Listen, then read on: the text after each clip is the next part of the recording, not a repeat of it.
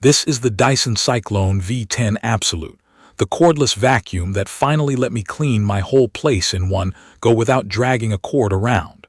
The simple benefit is time and freedom. I clean more often because it is easy, and my floors look better because of it. This sits in the cordless stick vacuum category, and it is best for people who have a mix of hard floors and carpets, who want quick daily cleanups, and who are tired of fighting with cords and heavy bodies. If you live in a small to medium-sized home, or you care about keeping up with crumbs, pet hair, and dust without making a big project out of it, this is squarely in your lane. If you expect to deep clean a very large house for hours at a time with strong suction blasting non-stop, you will want to think about whether your routine fits a cordless tool like this. For everyday cleaning sessions and targeted jobs, it works the way I always wished a cordless vacuum would. The design choices matter more than the spec sheet. The motor and bin are aligned with the airflow, so there is a straight shot from the floor to the dust canister. In daily use, that straight path means less clogging and better pickup on heavier bits like rice or cereal loops that usually ping around.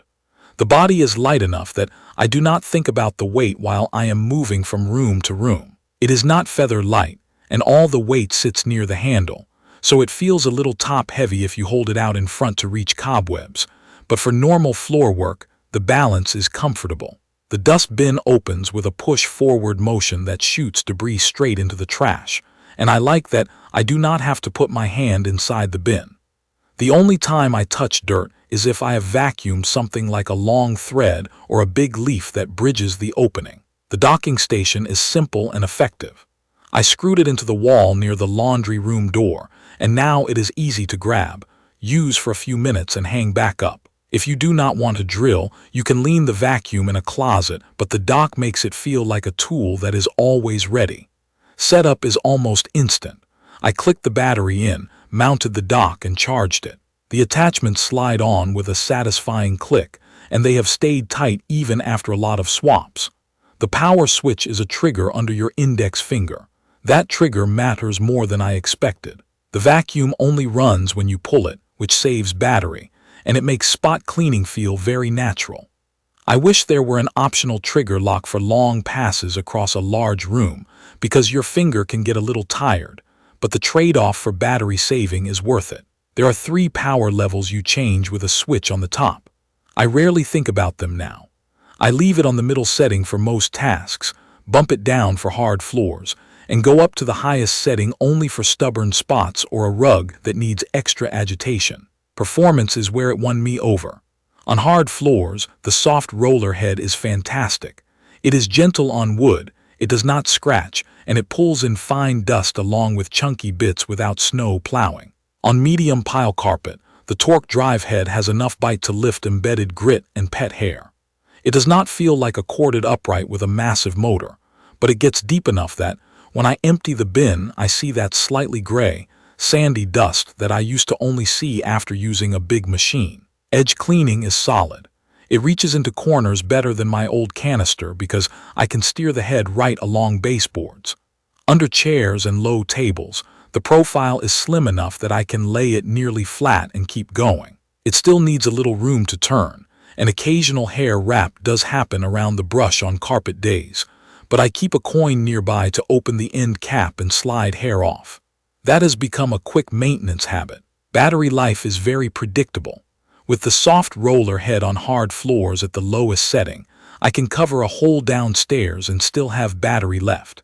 In my real routine, which is mostly the middle power with the torque drive head on a mix of rooms, I get around 40 minutes. On the highest setting, it is closer to 10 minutes. Those numbers matter if you plan to do the entire home in one pass. For my space, I rarely run it dead, and if I do, I hang it for a bit, grab a drink and finish later. Charge time from empty to full is about 3.5 hours. The battery has held up well for me. After more than a couple of years using it almost every day, I have not noticed a big drop in runtime. That said, like any battery device, very long sessions on the highest power will warm it up, and I can hear the pitch change slightly as the battery drains, which is normal. I tested this with the messes that actually happen at home. In the kitchen after breakfast, it picks up coffee grounds, oatmeal flakes and tiny sugar grains without scattering them.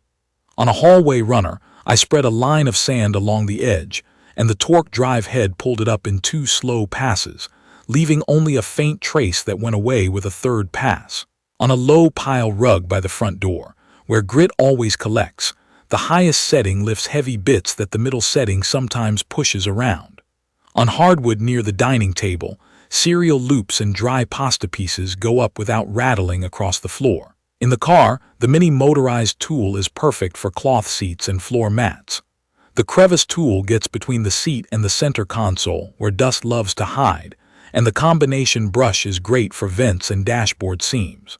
On baseboards and blinds, the mini soft dusting brush is gentle and does not kick dust back into the air. I also use the tools on couches. Pet hair comes up fast, though I do check the brush bar afterward because long human hair can twist around it if I am cleaning blankets. The air it blows out feels clean. The filter has a snug fit, and after a few weeks of use, I wash it under the tap and let it air dry overnight. That routine keeps suction consistent. I also learned that the dust bin empties best if I pull the whole wand off first, so the trapdoor has a straight shot into the can. The emptying action is strong enough to flick sticky bits free, but very lightweight fluff can sometimes cling to the plastic until I give the bin a little tap. One of my favorite real-life uses is the 15-minute evening reset. I grab the vacuum off the dock, run through the kitchen, hit the hallway, do a quick pass on the living room rug, and take a lap along the stairs. Because the head swivels and the body is slim, I can clean the stairs without awkward balancing. I keep the crevice tool in the dock so I can swap it in for corners and the edges of step treads. The whole sequence takes less time than finding the cord and plugging in a traditional machine. That convenience has changed how I clean. I do small, frequent sessions rather than waiting for a long block of time. There are a few smart touches that make a difference. The trigger-based power keeps battery waste to a minimum. The soft roller head truly shines on hard floors by lifting dust with those carbon fiber bristles without streaking. The docking station is both storage and a charging point, which keeps the vacuum ready whenever I want it. Noise is not silent, but the tone is lower and less whiny than older cordless vacuums I have owned. It is easier on the ears, and because the motor and handle are above floor level, the sound does not feel harsh. The whole unit feels sealed up, so dust does not puff out of seams when I am working on fine powder. It is not flawless. The top-heavy feel is noticeable when I am reaching above shoulder height for more than a minute or two.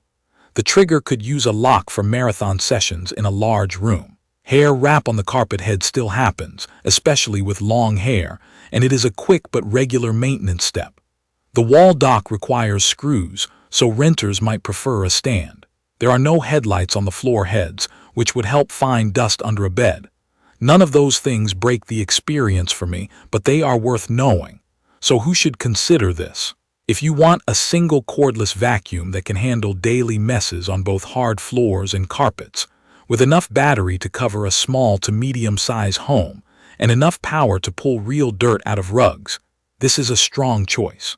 If you prefer to do one giant clean over several hours at maximum suction, you may still want a corded vacuum in the closet for occasional deep sessions, and keep this as your daily driver. For me, it has replaced my corded machine most days, and the ease of quick cleanups has made my home feel consistently cleaner with less effort. I will update specific information about the Dyson Cyclone V10 Absolute in the comments. Don't forget to catch my next video.